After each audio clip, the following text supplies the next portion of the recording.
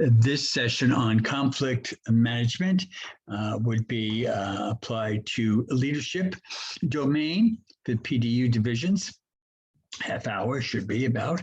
And I realized too, conflict management has been something that's been in the PMBOK guide and no doubt possibly been on your PMP exam and whatnot. So a lot of this could be review, but I was provided the card deck here and it said, okay, what the heck, we'll do this.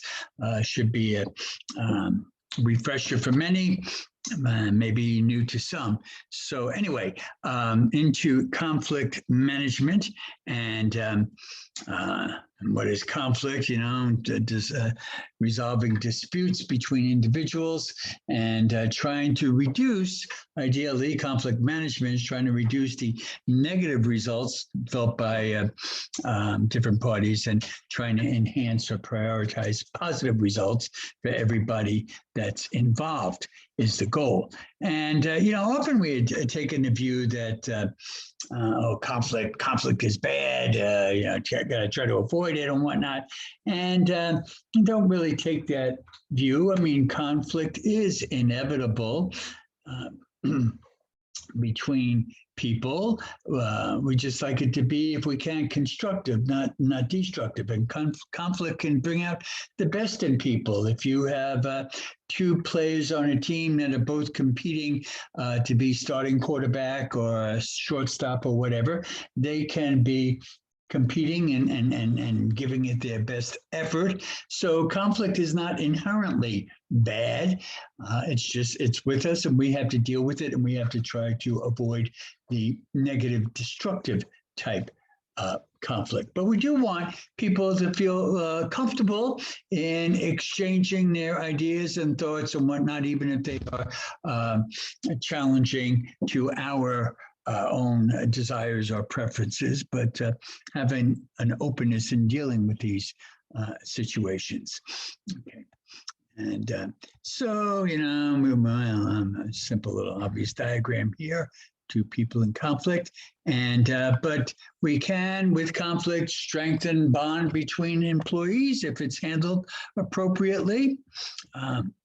Managed appropriately, but conflict can have a lot of impact on us, certainly on our personal lives, end up not being able to sleep at night or whatever, because you are in battles with people and organizations and whatnot. It can affect your personal life, your health, your relationships.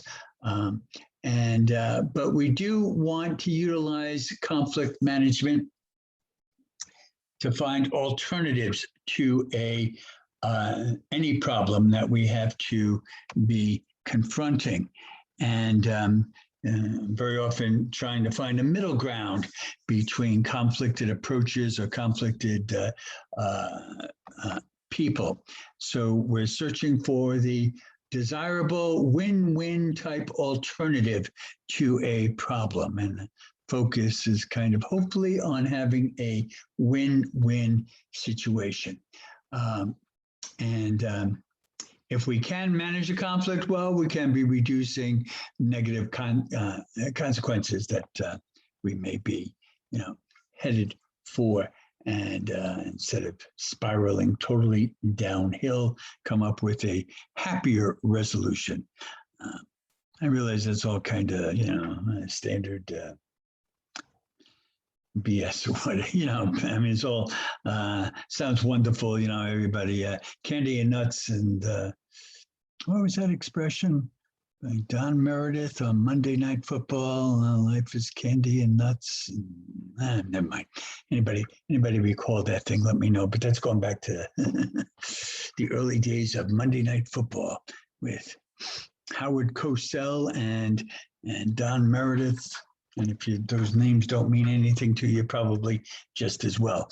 Nobody much misses Howard Cosell these days. Okay, anyway, back to our material. Conflict management skills. What kind of skills do we need to be able to handle conflict adroitly with our team, staff, whatever. Obviously, communication. We got to be able to communicate. If you can't communicate and you can't have others communicate with you, we're not going to get anywhere in dealing with our conflict. Once again, too, good old emotional intelligence, trying to keep within ourselves, trying to avoid going off the rails when we're dealing with people, and likewise being able to deal with the responses from other people. If we see them going off the rails, what can we do to sort of bring them back and calm them down and work on the issues at hand? So communication and emotional intelligence, obviously key soft skills and absolutely critical in handling conflict. Other things, we have to be able to empathize. Okay, I mean, it helps if we can see and understand what a person's point of view and what they might be going through, and kind of trying to walk a mile in their shoes and know where they're coming from, and know why they are taking a position that just maybe doesn't seem particularly rational or reasonable to you. But if you can empathize with their situation, maybe they have problems at home and whatnot, and if you can be empathetic and understanding that these folks might be a little bit on edge because of things in their personal lives, that can be helpful in being able to resolve conflicts. And then creative problem solving, we're always trying in conflict management to ideally come up with a win-win type of relationship as best we can. And what kind of approaches can we take that might make it feasible for us to all have something that we view as a winning scenario? So these are some skills that we need in handling and managing our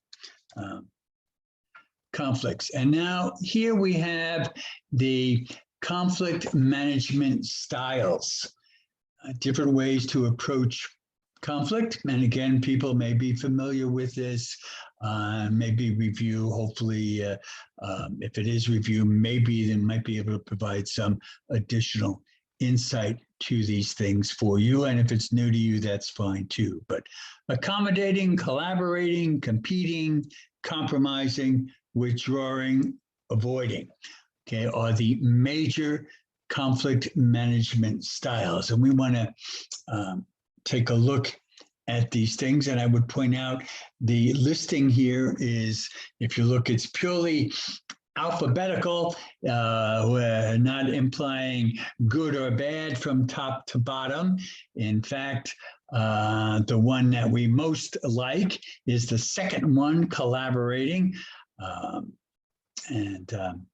But this is just an alphabetical listing of the conflict management styles. So if we look at the first one, accommodating, and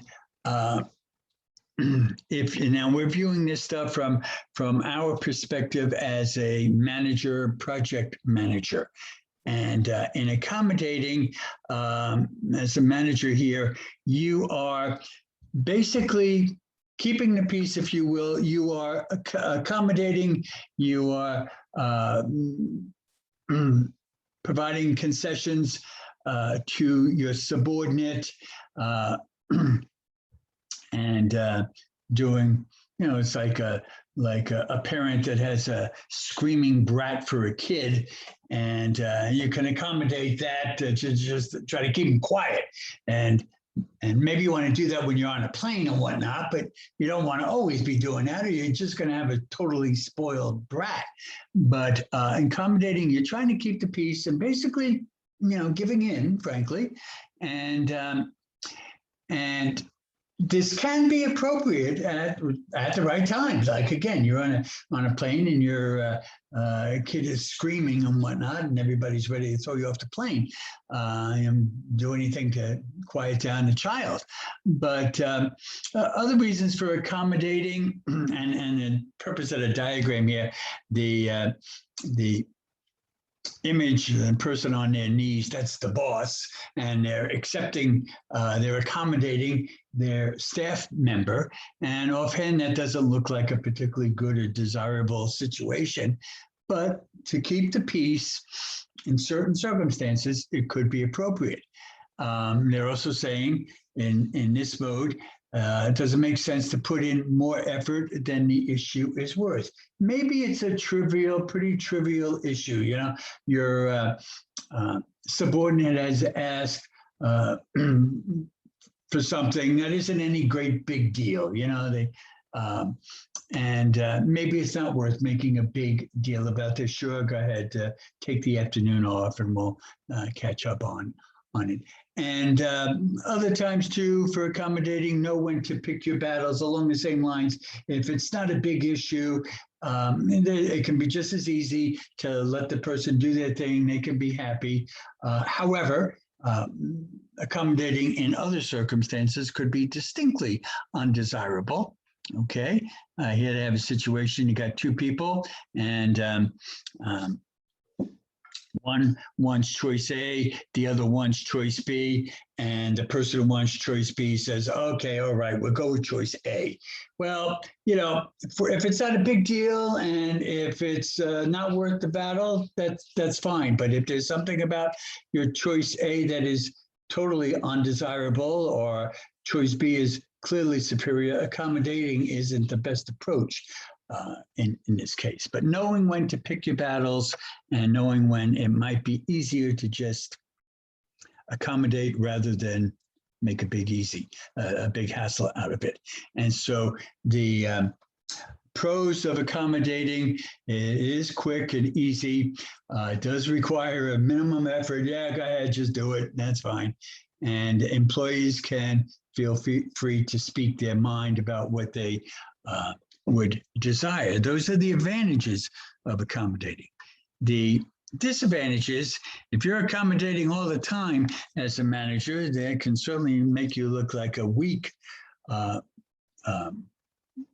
manager, which won't be helpful. And again, this is not an appropriate approach on big issues of significant importance to everybody. If it's not a big deal, if the subordinate would like a long lunch today or whatever, hey, no big deal. But if it's a critical issue, accommodating, just giving in, is not by any means going to be our best approach. Okay. Now, we have withdrawing and avoiding, and actually there's two interpretations on this. And in some respects, withdrawing could be the absolutely worst situation, a lose-lose situation. Incidentally, let me just make one other statement. Back with accommodating, you know, we're always looking at things. We'd like to have a win-win. Can always have it. In accommodating, you basically have a lose-win, where the boss has lost a bid, the subordinate is winning. In withdrawing, that potentially is a complete lose-lose situation, where you might say, I have had it with Fred. He is just impossible to deal with, and I can't stand dealing with the guy. That's it. I'm not talking to him. You're withdrawing completely. Well, if that's what you're doing, nothing's going to be resolved. That's going to be a losing situation, and that could be the absolutely worst type of strategy for conflict management. However, another type of withdrawing is just when you step away periodically. You know, you're having an issue with the subordinate, not seeing eye to eye, and you might say, oh, okay, we're not really getting anywhere on this. Why don't we step away from this and revisit this in the morning after we've had a chance to sleep on it, and maybe tomorrow cooler heads will prevail. That type of withdrawing can work. Indeed, we even have that in like labor disputes and whatnot. Like if railroad unions want to go out on strike and it would shut down the entire country, the government can invoke the Taft-Hartley Act, where an 80-day cooling off period, where people have to can't go on strike. You have to work, and hopefully revisiting the issues after you've had some cooling off time to think about it. So withdrawing when you're briefly stepping away, temporarily stepping away for a cool down period, that can be helpful. But if it's withdraw where you say, I have had it, I'm not dealing with that person ever again, that's going to be a lose-lose in general for everybody.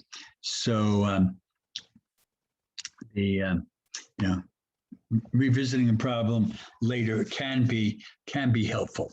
Okay, the pros in withdrawing, if you give it time and you give it some space, we might be able to solve our problems, and could be showing trust that we're willing to step away and revisit this stuff. The bad stuff, you want to be doing this in the right situation. And to be walking away entirely can be disastrous, and managers might be viewed as being incompetent, that they can't resolve or even communicate with their people on an issue of conflict. So generally not a great approach. Now, compromise, everybody, they call it a lose-lose situation. But in compromise, yes, everybody gives up something, but you can also be getting, you give this up, but you can get something else in return. And you're finding a middle ground. Historically, in the PMBOK guide, compromising was viewed as the second best approach, but it was definitely, nobody would get exactly what they want. And so in that regard, it wasn't viewed as ideal. And, but it can be, you could come up with workable solutions. Maybe what you lose on, you might have won your key points, your key issues, and given up some other points in negotiation that are a bit less meaningful to you. So, but finding a common ground, finding a middle ground is what we're trying to do in compromise. And you might call it lose-lose, but I mean, it's a fact of life. We compromise on a lot of areas, and family relationships, and with kids, with mates, and with your workers and management. We're not always getting what we want, and it's a give and a take. So I don't view compromising quite as a lose-lose situation. Yeah, everybody loses something, but hopefully you get something workable in return. Here to give an example, one person wants to, they're figuring out their budget for next year. One person wants to hire a full-time media person with and put that in the budget. Another person wants to increase ads and digital ads and put that in the budget. And what they might come up with as a compromise is hire a part-time rather than full-time person, and then use the remaining money that they save by not hiring a full-time person, use the remainder for adding to the digital ad budgeting. So an example of a compromise. Everybody gets something, nobody gets the whole piece of the pie that they were looking for. And so the advantage is we can resolve things potentially quickly if there's a give and take. Parties feel like they've been heard, and you can come up with an agreement that could be functional if we all stick to our agreements, what we agree to. in compromising. The negative aspects of it, nobody, of course, is completely happy. Everybody's given up something. And you may burn up employees' goodwill, meaning that, like, if you go in and say, hey, if you give me this in this negotiation, then next time around, I'll take care of it. I'll remember and take care of you. And then next round comes around, you don't really take care of that person. Well, you've just burned up your goodwill and trust and whatnot. And you see that like in government, if you go with me on this bill, then on the next bill, I'll go with you. And then next bill, they don't go with them and everybody's unhappy. So we could be burning up goodwill between us and our coworkers. Okay. Then we have competing. In competing, this would also be called authoritarian, called a win-win with win-lose, with the boss wins because they say, hey, my way or the highway, this is what we're doing, no compromise. You don't like it, hey, don't let the door hit you on the way out type of thing. And so, yeah, the manager wins, but the subordinate loses. And the point is, if you take this approach as a manager all the time, you're going to lose too, and then nobody's ever going to want to work for you and whatnot. It really destroys morale. People don't feel like they're being heard or listened to, and they're not, in fact. So but there can be times when, hey, the boss has to make a decision, had to make it now, let's do it. And, but if you're doing that all the time, it is not going to be a desirable situation. It's ultimately going to be a losing situation for that manager when nobody cares to work for you anymore. Okay. I won't bother with that example, I think. So the pros, it looks like you got a strong manager because they are dictating everything that should be done. You can solve problems quickly. It's whatever the manager wants to do, if you call that the solution. And but the obvious cons, managers aren't particularly reasonable. They can't negotiate with them. You get unhappy employees. And as I said, people aren't going to be wanting to work with you. And maybe obviously too, the manager's solution is maybe not by any means the best solution. We could have done better if other folks were being listened to. And, excuse me. And then we get to the one that PMI loves, collaborating. We like collaboration. And many years ago, and I guess it would be back in version as far back as version 4 in the PMBOK guide. And they now just are actually published as an ebook, version 7 in July, and the printed version is coming out this month of the PMBOK. I don't know if you're rushing to go out and buy a new version of the PMBOK if you've got your PMP, but what we call collaborating now used to be called confrontation, and it was the best way to solve problems, but it sounded negative. Confrontation sounds like picture we got over back here, maybe too far back. Way back, confrontation sounds like you're putting on boxing gloves to duke it out. That's not what they meant. But what they meant by confrontation is you are confronting the problem head on together as a team looking for a solution. And they then decided that the better term for that would be collaboration, where we collaborate. The idea is that the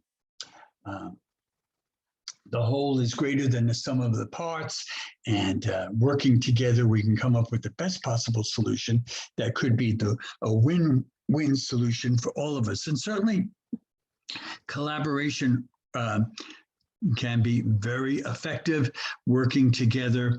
I always think of, when I give an example, like on writing teams for writing situation comedies. It is mostly a collaborative effort where the the script writers, the staff writers get together, sit around the table and collaborate, throw out ideas. Hey, here's a good joke. Hey, yeah, that's pretty good, but I think we could improve it if we do this. Oh, yeah, that's better. Collaboration can bring out the best. And working together, and you come up with a better result by taking in all sorts of views and interpretations and considerations. I mentioned that with script writing for comedy shows, and I think in the last thing last week when I was talking about, I was mentioning Seinfeld and how Seinfeld had an assistant who had to know all the details of what Seinfeld wanted when he went on the road. But just another little Seinfeld thing. Most script writing shows were done as a collaborative effort, but Seinfeld, which I always thought was just a great show, but they apparently didn't do that much collaboration. They had a different approach. The writers would pitch an idea to the head guy, Larry David or Jerry Seinfeld, whomever, pitch an idea, and Larry David would say, hey, yeah, that's a good idea, go write it. And the guy would go into his cubicle and write up the script for the week, pretty much. Little collaboration. But he'd come up with crazy ideas like, hey, I got an idea. I used to work for a guy who would cut his candy bars with a fork and knife. Hey, yeah, that sounds like a good script. Write it up. And rather peculiar, but it was nonetheless an incredibly successful TV show that's still extremely popular in reruns. But normally collaboration is best. You're working together, not just going off in your own cubicle and trying to come up with a solution. And so they feel this is a win-win. For everybody. Everybody can share in coming up with hopefully the best solution that's people can take some pride in. And if a manager can get the whole team working in a collaborative effort, they look good because they've got their team working literally, truly as a team. So collaboration, they like that the best, but nothing's perfect. It can be time consuming, getting the whole team together, whatnot, and might have trouble with deadlines and things like that because it can be a time consuming process. And there's of course egos involved, people sitting around the table. Gee, I think my idea is better than that idea. And it turns out they don't win the day and they're not maybe too thrilled. But that is nonetheless the most preferred way to collaborate and to handle conflict management, collaboration. But again, there's no one style that fits all. There are times we need to accommodate, times we may need to step away and withdraw or compromise. And they add some stuff here like in competing, that was the big boss, telling everybody what to do. And so that's win for the boss, lose for the subordinate, but long-term could be losing for the boss as well. Accommodating, there's where the boss loses, gives up if lets the person do what they want. And if the issue isn't too big an issue, that could be an appropriate approach at times. Withdrawing, stepping away completely can be an entirely lose-lose situation. Compromise is, as we said, I don't call it lose-lose. It's more you win some and you lose some. And then they say collaborating is the win-win, the preferred way to go. Okay, but that little diagram kind of summed it up. Then they had this diagram that was created back in 1974. Two guys, Kenneth Thompson and Ralph Gilman. And just to interpret this a bit, is the on the vertical, so-called assertive scale, that's having things your way, and on the horizontal scale, cooperative scale, that's when the subordinate is having it more their way. And so like in competing, as an example, in competing, that's where you're the boss do as I say. So that's highly assertive. The boss is getting it their way, and the staff subordinate is not getting anything much. They're low. On the other hand, accommodating, that's in the lower right, accommodating is where the subordinate is getting what they want, everything they want, basically, and the subordinate, and the boss is not getting what they want. Avoiding, nobody's getting anything. And collaborating, that again is our favorite, that's where hopefully everybody is, both the boss and the subordinate is hopefully getting what they would like. And then compromising, sort of middle ground, you get some, you lose some, sort of in the middle there. But that's a little simple matrix or table of representing the different styles when it comes to conflict management. Okay, so and again, the idea is, my main thing is, there is no one style that suits all the time. It's dependent upon, contingent upon the situation. There are times you can be accommodating. There are other times you have to just take charge and be totally competing if you got a strict deadline or whatever. Most of the time, though, we'd prefer to be collaborating if we can, compromising when necessary, and avoiding, don't want to do avoiding other than walking away to cool off and then hopefully come back and revisit the problem and deal with it with an effective solution. But that's it for conflict management.